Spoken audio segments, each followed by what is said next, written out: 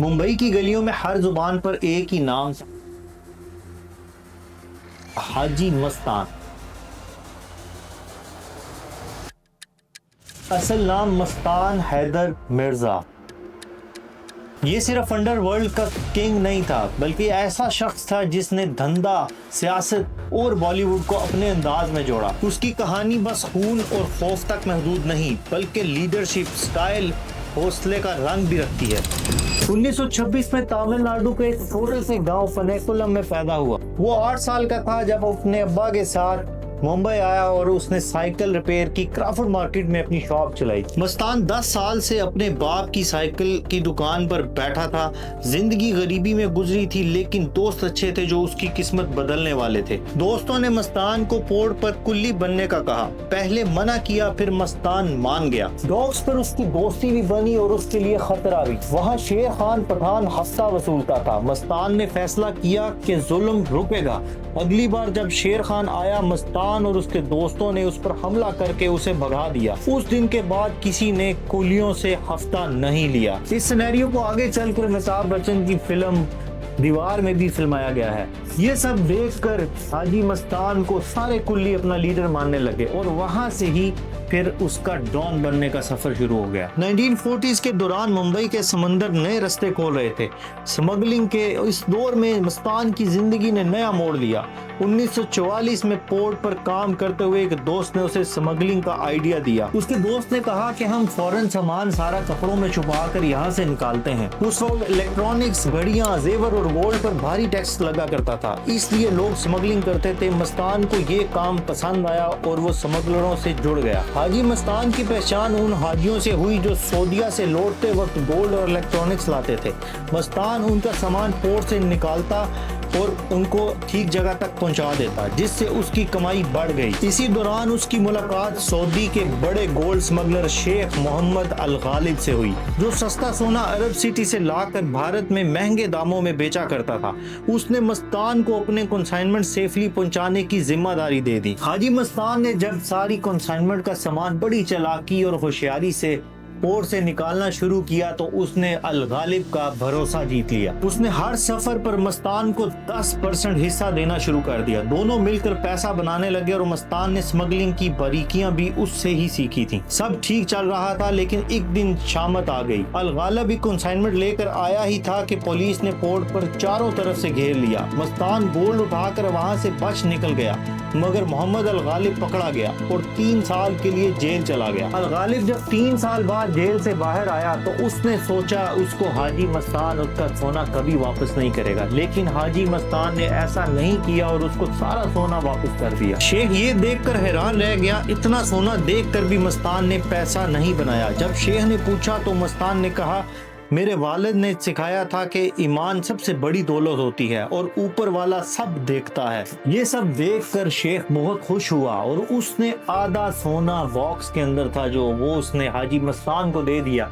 यहाँ तक कि उसने 50% का अपने कारोबार में हाजी मस्तान को पार्टनर भी बना लिया। और यही वो जगह थी जहां से हाजी मस्तान का अंडरवर्ल्ड का सफर शुरू होता है। कुछ ही सालों में मुंबई की गलियों में हाजी मस्तान का नाम गूंजने लगा। पहले जो लड़का पंक्चर या कुल्ली का काम करता था, वही लड़का अब मशहूर मस्तान भाई बन गया। उसका स्टाइल लाजवाब था और वो लोगों से काम प्यार और समझ से करता था, बंदूक या खौफ से नहीं। जहां बाकी गैंगस्टर डर और खून फैलाते थे, वही मस्तान बिना आम लोगों को नुकसान पहुंचाए अपने तरीकों से अंडरवर्ल्ड की दुनिया में एक ऐसी मिसाइल कायम कर रहा था।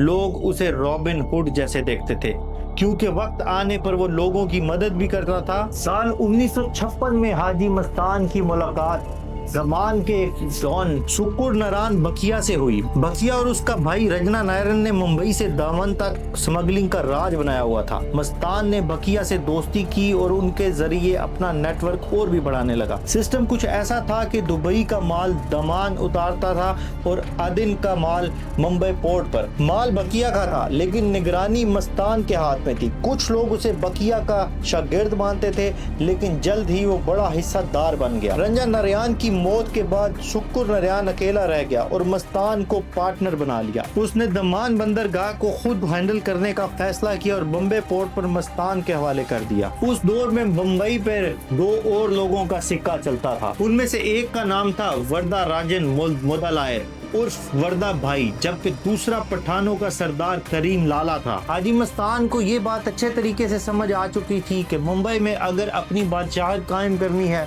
तो सिर्फ पैसे से काम नहीं चलेगा, इसलिए कुछ मसल पावर भी चाहिए। लेकिन वो लड़ाई से नहीं बल्कि मिलजुल कर मुंबई पर राज करना चाहता था। इसलिए उसने दोनों डॉन से झगड़ा नहीं किया, बजाय उनसे झगड़ा करने के उसने उनसे हाथ मिला लिया। वर्दा भाई हाजी मस्तान की तरह तमिलनाडु से था, इसलिए उनकी मुलाकात भी यादगार थी। एक बार वर्दा भाई को पुलिस ने चोरी के आरोप में गिरफ्तार किया। पुलिस ने उसे धमकाया, लेकिन उसने चोरी का माल का बिल्कुल भी नहीं बताया। वो आदमी वर्दा भाई के पास गया और आहिस्ता से कहा, वन्ना कम थालावायर। इन 2 लफ्जों का मतलब था हेलो माय बॉस, और वो आदमी था हाजी मस्तान। हाजी मस्तान को देखकर वर्दा भाई हैरान रह गया। मस्तान ने उसे कहा, तुम अंटीना पुलिस को वापस कर दो, वादा है तुम इससे ज्यादा पैसे कमाओगे।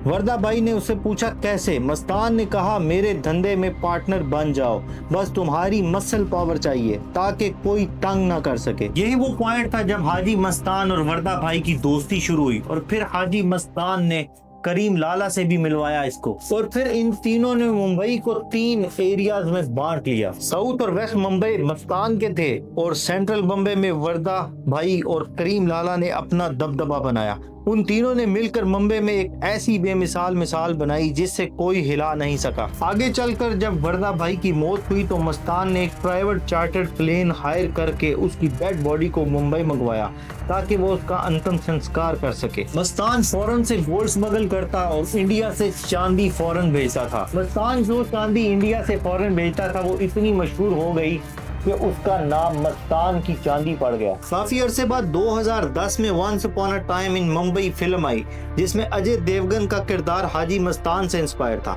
हाजी मस्तान ने दौलत और शोहरत कमाने के बाद मद्रास की सबीहा से शादी कर ली, जिससे उसे आगे 3 बेटियां हुई और उसका खुद का कोई बेटा नहीं था। इसलिए उसने एक लड़के को गोद लिया जिसका नाम सुंदर शेखर था।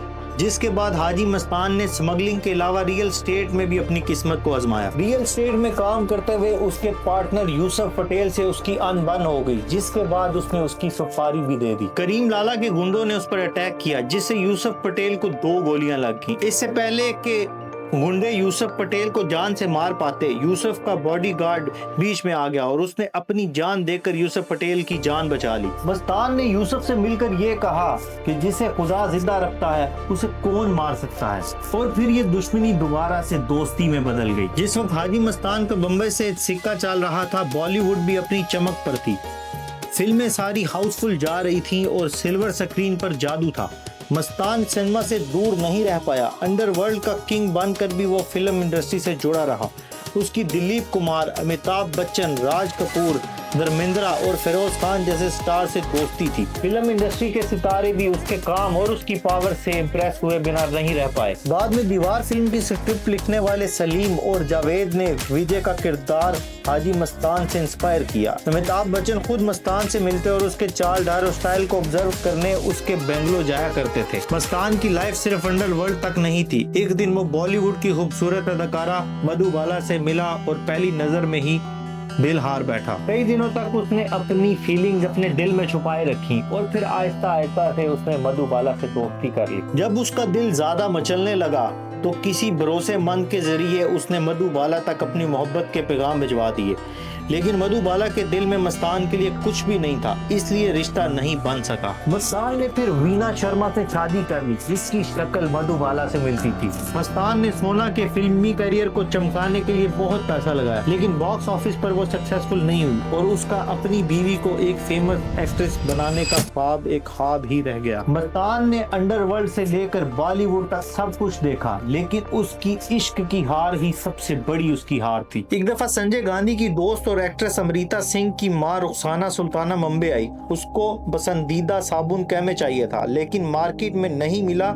जैसे ही वो अपनी कार के पास पहुंची, उसने देखा कार के पिछली सीट पर साबुन का ढेर लगा हुआ था। हाजी मस्तान सफेद कुर्ता पजामा पहने, गोल्डन घड़ी और मुस्कुराते हुए खड़ा था। उसने रुककर रुखसाना को सलाम किया और सिर्फ इतना कहा, मुझे हाजी मस्तान कहते हैं। धीरे धीरे वक्त गुजरता गया और हाजी मस्तान का धंधा और भी आगे बढ़ता गया। सालों बीत गए, लेकिन उसे स्मगलिंग के जुर्म में कभी भी गिरफ्तार नहीं किया गया था। वजह ये थी कि उसका सिस्टम पर मजबूत पकड़ थी और पुलिस और कस्टम ऑफिसर को महंगे तोहफे देकर वो उन्हें खामोश कर देता था। अगर कोई अफसर ना मानता तो मस्तान अपनी पॉलिटिकल पावर से उसका ट्रांसफर करवा देता। 1974 में ऐसा नहीं हुआ। एक ईमानदार कस्टम ऑफिसर ने उसके ऑफर को ठुकरा दिया और मस्तान के माल पर रेड डालनी शुरू कर दी।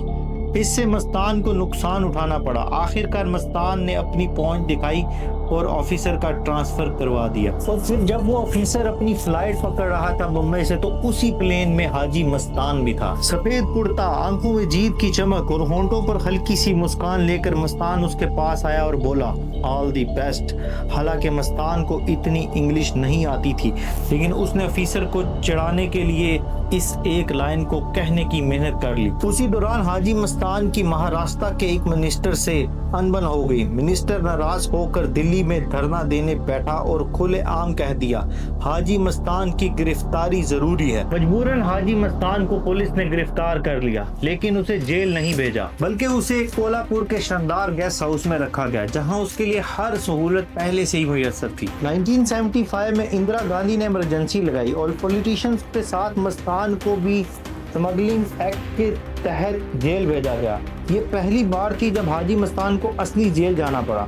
कहा जाता है कि उसने अपनी रिहाई के लिए पैसे तक ऑफर किए, लेकिन कोई सुनाई ना हुई और 18 महीने तक जेल में रहना पड़ा। जेल में इसकी मुलाकात जया प्रकाश नारायण से हुई। ये एक ऐसा शख्स था जिसके पास ना पावर थी ना पैसा, लेकिन लोग इस पे अपनी जान छिड़कने के लिए तैयार थे। जेपी की बातों ने मस्तान को हिला के रख दिया। उसने पहली बार महसूस किया कि उसकी चमक दमक वाली जिंदगी जेपी के सामने बेकार है। जेपी ने उसे आम जिंदगी जीने की सलाह दी। ये बातें इतना असर कर गई कि मस्तान ने तय कर लिया कि जेल से निकलते ही वो स्मगलिंग की दुनिया को अलविदा कह देगा। इमरजेंसी लगने से पहले मस्तान ने काफी पुलिस ऑफिसर्स की मदद की थी। यही वजह थी कि वो जब जेल से बाहर आया तो उस पर कोई केस मौजूद ना था। महाराष्ट्र के मिनिस्टर जोगिंद्रा कवादे के साथ मिलकर उसने दलित मुस्लिम सुरक्षा महासंघ नाम की पार्टी बनाई। 1984 में वो इलेक्शन भी लड़ा, लेकिन ना वो खुद जीता ना उसकी पार्टी का कोई भी कैंडिडेट। 1990 में पार्टी का नाम बदल कर दलित मुस्लिम मिनॉरिटी एंड सिक्योरिटी महासंघ रखा। दिलीप कुमार जैसे बड़े एक्टर ने भी उसके लिए इलेक्शन का ऐलान किया, मगर किस्मत फिर भी साथ न दे सकी। अंडरवर्ल्ड का बादशाह सियासत में जीत तो ना सका, लेकिन कहा जाता है उसने अपना काला धन खुलकर इस इलेक्शन पर लगाया और उसके बाद से ही भारत में सियासत पर पैसा लगाने की शुरुआत हुई। हाजी मस्तान का अंदाज ही अलग था। उसने बिना गोली चलाए अपना दबदबा बनाए रखा। उसने इसी तरह बिना आम लोगों को नुकसान पहुंचाए अपना धंधा किया था। इसके अलावा उसने कभी भी ड्रग, शराब और हथियारों की स्मगलिंग नहीं की थी। उस वक्त दाऊद इब्राहिम भी मस्तान के लिए काम करता था। कहते हैं दाऊद इब्राहिम मस्तान का शागिर्द था, लेकिन वक्त के साथ साथ उसकी पावर कम होती गई और दाऊद का दबदबा बढ़ने लगा और दाऊद अपना नया गैंग बनाकर अंडरवर्ल्ड का बादशाह बन गया। 1994 में हाजी मस्तान की डेथ हो जाती है और ये शख्स, मुंबई को अपनी महबूबा कहने वाला शख्स, इस दुनिया को छोड़कर हमेशा के लिए चला गया।